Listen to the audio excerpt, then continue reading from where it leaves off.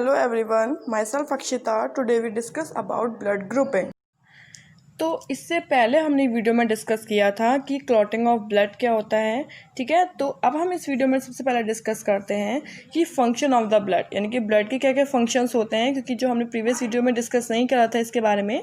तो सबसे पहले हम डिस्कस करते हैं फंक्शन ऑफ ब्लड, देन हम डिस्कस करेंगे ब्लड ग्रुप्स। ओके, तो फंक्शन ऑफ ब्लड में सबसे पहले अगर हम फंक्शन की बात करें तो वो प्रोवाइड करता है हमें हमारे फूड मटेरियल को ट्रांसपोर्ट करने का। मींस कि इसमें जो ग्लूकोज और अमीनो एसिड्स होते हैं डिज़ोल्व स्टेट में, वो किसके थ्रू ट्रांसपोर्ट होते हैं अदर पार्ट्स में, वो होते हैं प्लाज्मा के थ्रू, ठीक है। तो ब्लड का एक फंक्शन ये होता है transportation of food material. Next मैं बात करूँ तो वो है हमारा transport of oxygen. Oxygen transport होती है with the help of RBCs, मतलब आरबीसीज ट्रांसफ़र करती हैं ऑक्सीजन को as a form of oxyhaemoglobin, ठीक है।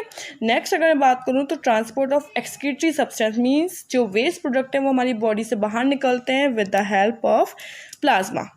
ओके, नेक्स्ट हमारा फंक्शन आता है ट्रांसपोर्ट ऑफ हार्मोन्स। ये भी हार्मोन्स का जो ट्रांसपोर्टेशन होता है वो किसके थ्रू होता है, प्लाज्मा के थ्रू।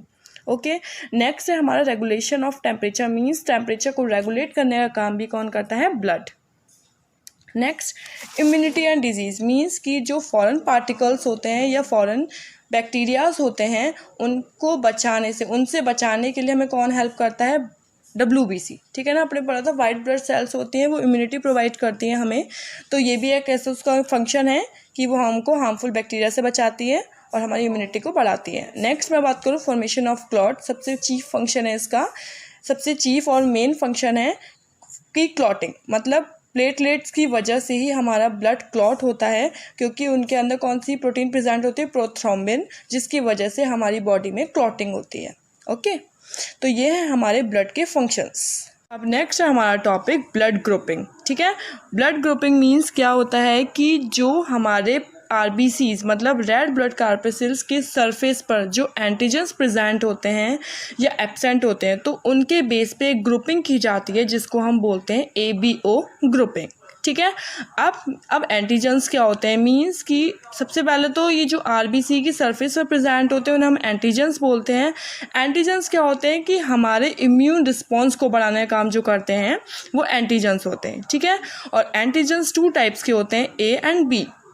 अब प्लाज्मा के अंदर 2 एंटीबॉडीज़ प्रेजेंट होती हैं। अब एंटीबॉडीज़ क्या होती हैं, तो एंटीबॉडीज़ प्रोटीन होती हैं जो एंटीजन के रिस्पॉन्स में प्रोड्यूस्ड होती हैं। ओके, इस तरीके से अब जो एंटीबॉडीज़ हैं वो प्लाज्मा में कंटेन होती हैं, जो एंटीजन्स होते हैं वो आरबीसी की सरफेस पर कंटेन होते हैं, ठीक है।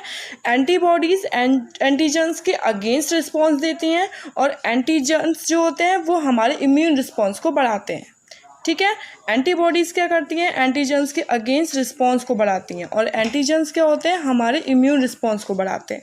ओके, अब हम ब्लड ग्रुप के टाइप्स की बात करें तो वो 4 टाइप के होते हैं, A, B, AB, O, ठीक है। अब आपको इस टेबल में भी फॉर्म्ड होकर दिख रहा होगा कि जो ब्लड ग्रुप A है उसमें एंटीजन A प्रेजेंट होता है। एक तो एंटीजन्स को हम कैपिटल से शो करते हैं और एंटीबॉडीज़ को स्मॉल से, ठीक है।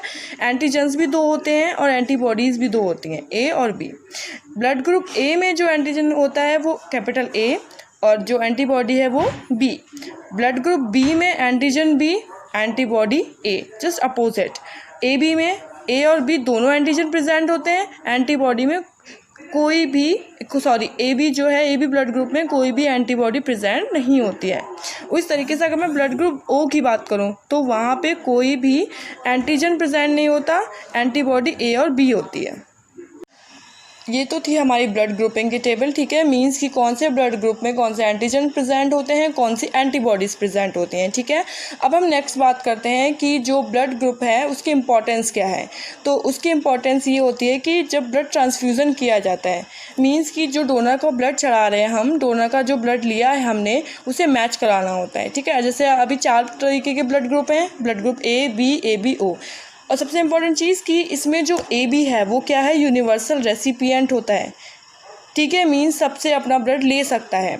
और O की बात करूँ तो वो सबको अपना ब्लड दे सकता है, उसे हम बोलते हैं यूनिवर्सल डोनर। तो ये दोनों पॉइंट इंपॉर्टेंट है, ध्यान रखेंगे। डोनर कौन सा होता है, रेसिपिएंट कौन सा होता है, ठीक है। अब मैं बात करी थी ब्लड ट्रांसफ्यूज़न की, तो ब्लड ट्रांसफ्यूज़न किया जाता है जिससे मैचिंग हो सके कि ब्लड ग्रुप जो चढ़ा रहे हैं वो सेम है या नहीं। जिससे क्या होता है, अगर सेम नहीं होता तो क्लम्पिंग हो जाती है, मीन्स कि जो आरबीसी है वो क्लम्प हो जाती हैं, ठीक है, डिस्ट्रॉय होने लगती हैं, इसीलिए ब्लड ट्रांसफ्यूज़न किया जाता है।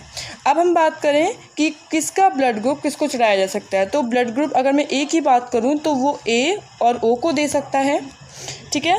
ब्लड ग्रुप बी वाले को बी का और ओ का ब्लड चढ़ाया जा सकता है। ए को भी किसका चढ़ाया जा सकता है, ए और ओ का, क्योंकि ए ओ जो है वो अपने सबको ब्लड दे सकता है।